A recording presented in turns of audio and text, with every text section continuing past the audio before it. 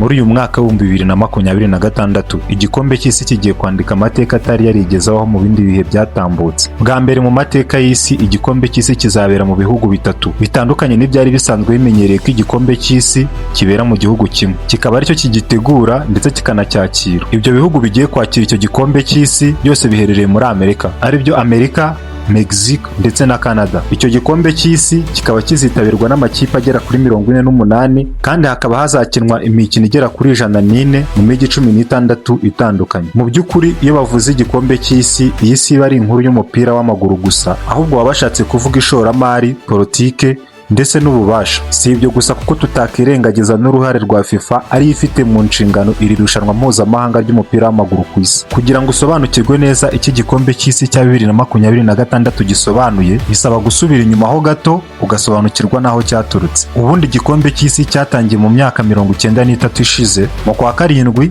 mu mwaka w'1930 mu majyepfo y'igihugu cya Hungary. Iki gikombe cy'isi cya mbere kigitangira cyitabiriwe n'ibihugu 13 gusa. Muri icyo gihe ni amarushanwa yo gutoranya ibihugu bizacyitabira yigeze abaho. Ubundi iki gitekerezo cy'igikombe cy'isi gitangira bwa mbere cyazanywe n'umunyapolitike w'umunyamategeko w'umufaransa bitaga Joly Lima. Uko imyaka yaje kugenda ishira, irushanwa ryaje kuva mu bihugu 13 rigera aho ryakira ibihugu 15. Hanyuma mu mwaka w'1998 biza kugera ku bihugu 62. Ubwo imyaka yari imaze kuba hafi 30.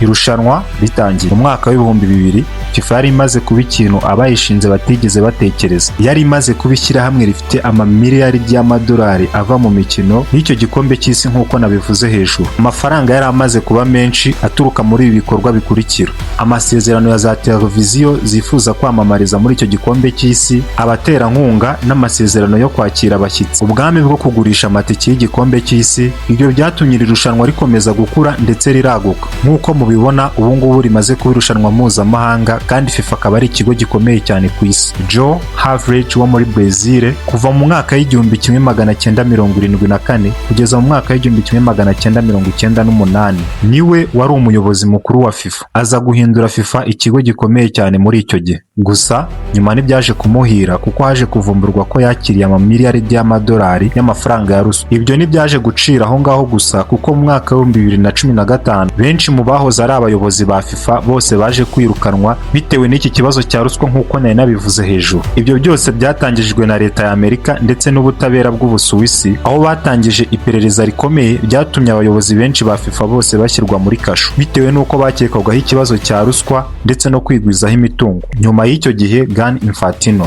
yatorewe kuyobora FIFA, asezeranya impinduka ndetse n'ubunyangamugayo. Muri Amerika, Perezida Donald Trump yabaye umwe mu bantu bavuzwe cyane mbere y'uko igikombe cy'isi gitangira bitewe na politike ye, kubimukira, umutekano ndetse n'imibanire ya Amerika n'ibindi bihugu, aho Donald Trump yakuriyeho viza ibihugu byinshi bigiye bitandukanye nka Somalia, Nigeria.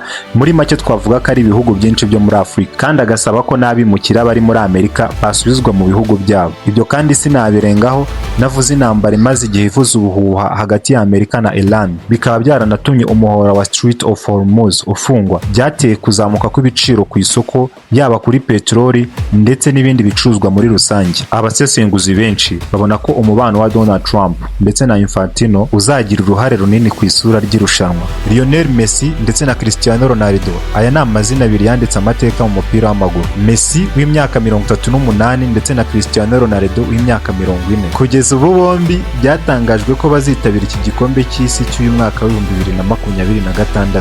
Gusa isi yose hanze amaso umwe muri aba bagabo niba hari uzakora amateka akaba yatwara igikombe cy'isi cy'uyu mwaka w'2026, kuko kugeza ubu bose bamaze gutangaza ko bazitabira. Umwe uzakinira ikipe y'igihugu ya Portugal, undi agakinira ikipe y'igihugu ya Argentine. Reka tugaruke ku kibazo kiri hagati ya Amerika ndetse na Iran. Ni ikibazo cya politike cyari gikomeje gutera inkeke abatari bake, bibaza niba Iran izahabwa amahirwe yo kwitabira igikombe cy'isi, cyane ko yari yabonye qualification yo kuzakitabira. Bitewe n'uko byavugwaga ko Iran ikomeje kwinangira imyanzuro iri guhabwa na Amerika. Ubwo rero benshi bavugaga ko Iran ishobora kutazitabira iki gikombe cy'isi cy'uyu mwaka wa 2026 nubwo bisanzwe bimenyerewe ko abanya Iran bakunda umupira w'amaguru byahebuje. Umwuka mubi hagati ya Amerika, Iran ndetse na Israel watumye hibazwa niba Iran izashobora kwitabira igikombe cy'isi nk'uko yari yabonye qualification yo kukijyamo, kandi kikaba kizabera muri Amerika idafitanye umubano mwiza na Iran. Igihugu cya Iran cyagiye gucumbika muri Mexique ndetse na Canada, kandi imikino 3 ibanza bazayikinira mu gihugu cya Amerika. Ubwo bimeze bityo, iki gikombe cy'isi cy'uyu mwaka wa 2026 gikomeje kugaragaramo ibibazo byinshi bigiye bitandukanye. Tutabura kuvugamo ibibazo by'abakozi bakora ku mastade,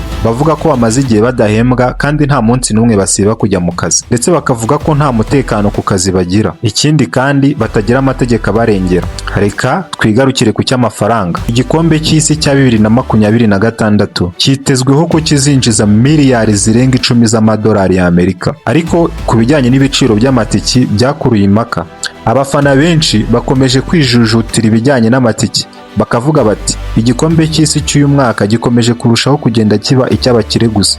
Ni ukuvuga ngo abakene ntituzabona ubushobozi bwo kwitabira iki gikombe bitewe n'uburyo amatike ari kuzamurwa ku rwego ruhambaye. FIFA ikavuga ko impamvu iri kuzamura amatike kuri uru rwego hari amafaranga menshi akenewe kugira ngo iri rushanwa rikorwe ku rwego rwo hejuru, nubwo hari abari bishyuye amatike mbere y'uko FIFA isohora iri tangazo. Ntiwibagirwe gukora subscribe.